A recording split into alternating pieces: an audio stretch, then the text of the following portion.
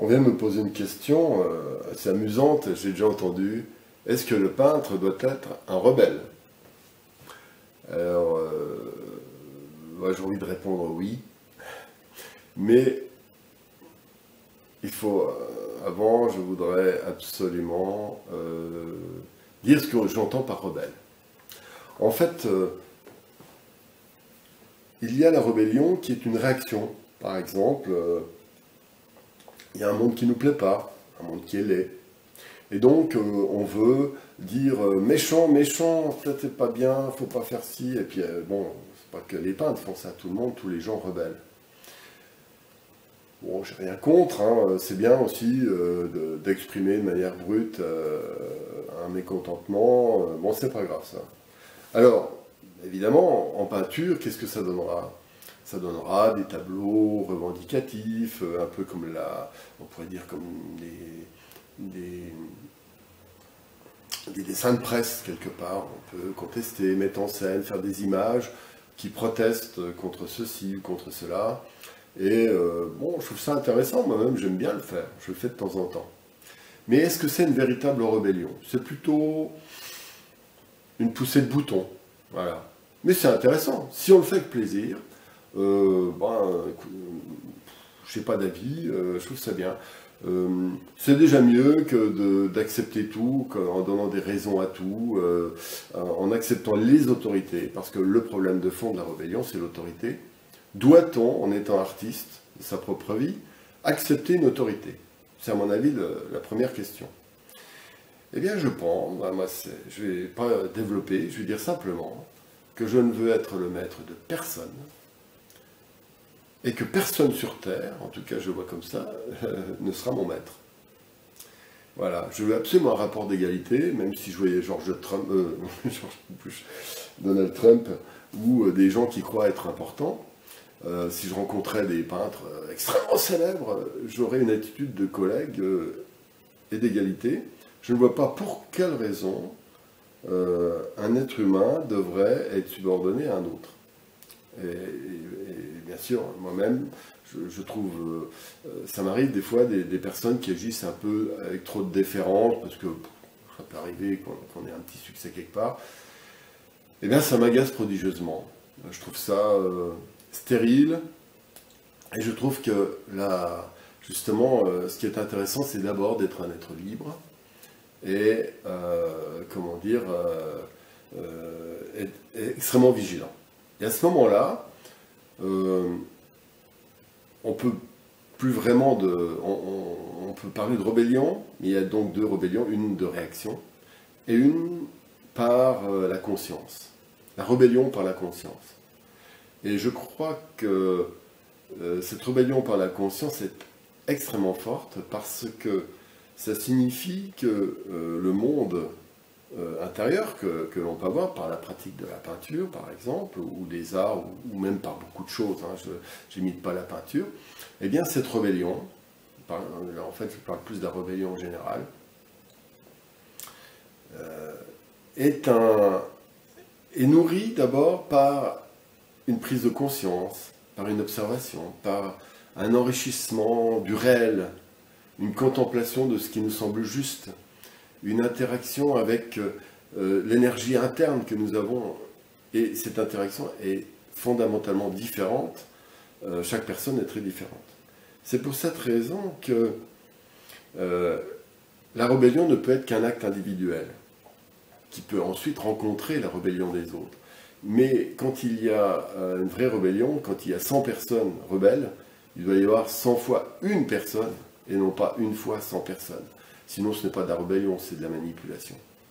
La rébellion est le fruit d'une prise de conscience qui fait que notre espace intérieur, spirituel, notre identité profonde est tellement nourrie que, en fait, elle est inaccessible à la manipulation. Et la rébellion, c'est simplement le fait de ne pas accepter l'autorité qui nous semble indue des autres. Alors, je fais comme une petite parenthèse. L'autorité psychologique.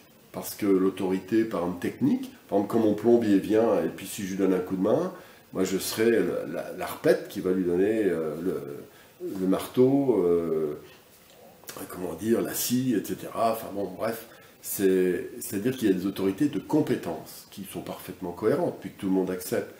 Mais je parle de cette autorité psychologique qui est une véritable maladie de l'ego. Eh bien, ce que l'on entend par rébellion, c'est la capacité à n'accepter aucune autorité psychologique. Voilà.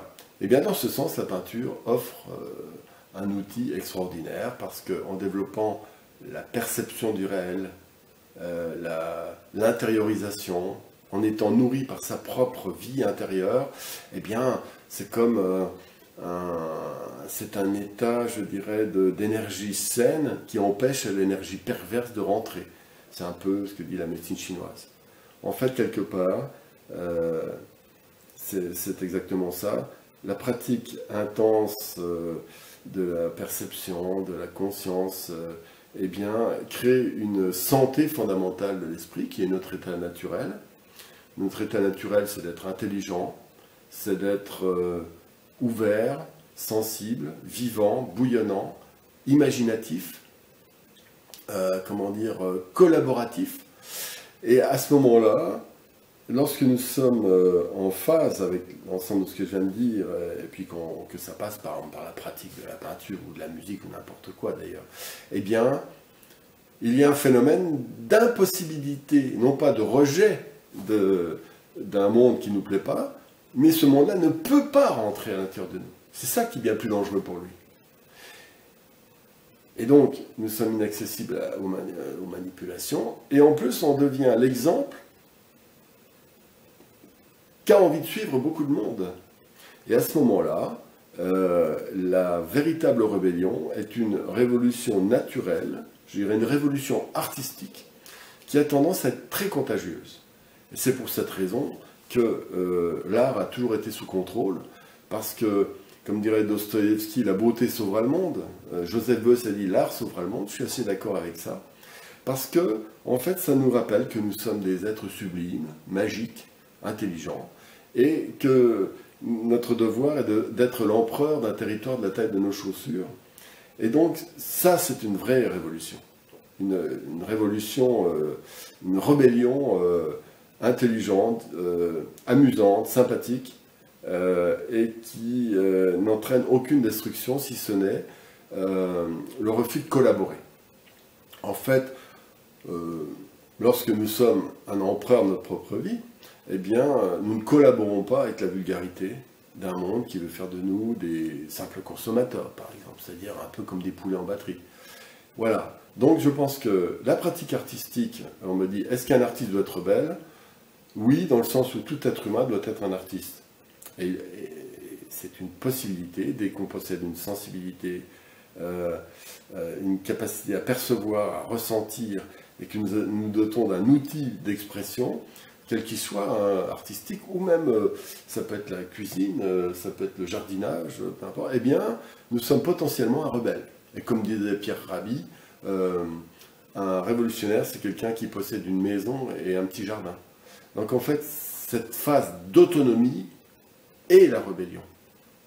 Parce qu'elle est le véritable lien entre tous les individus libres et artistes. Voilà. Voilà ce que j'avais à dire sur la rébellion. Alors il y a des fausses rébellions quand même, hein. La rébellion orientée, voilà, tout ça c'est, voilà, comme en tant qu'empereur, comme vous, eh bien, je balaye d'un revers de la main tout ce jeu psychologique. Voilà.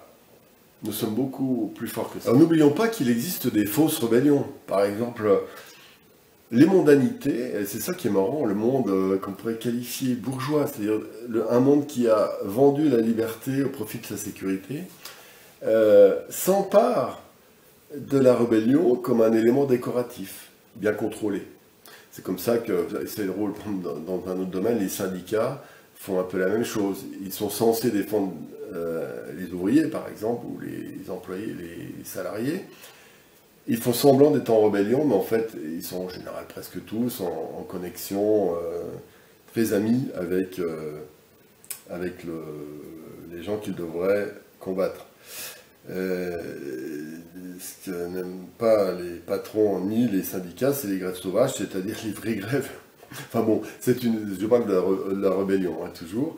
Donc en fait, le monde bourgeois, avec la définition que je viens de donner, hein, donc des gens qui ont vendu leur liberté au profit de leur sécurité, eh bien, ces personnes aiment la rébellion comme un élément décoratif, s'encanailler à croire et à faire croire qu'ils sont au-delà de ce monde de routine, tout simplement pour y revenir dans ce monde de routine de manière encore plus farouche, accroché comme une moule sur un rocher. Mais ça donne l'illusion de. Voilà. C'est comme quelqu'un qui meurt de faim et rêve à des plats somptueux.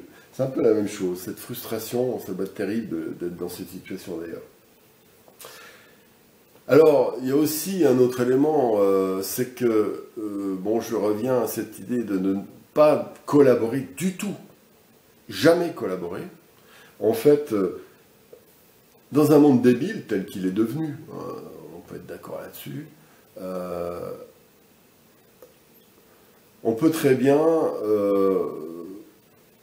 croire que l'on est rebelle, tout en faisant partie, ça revient un peu à ce que je disais pour la bourgeoisie, et c'est très important de ne pas collaborer avec ce monde débile.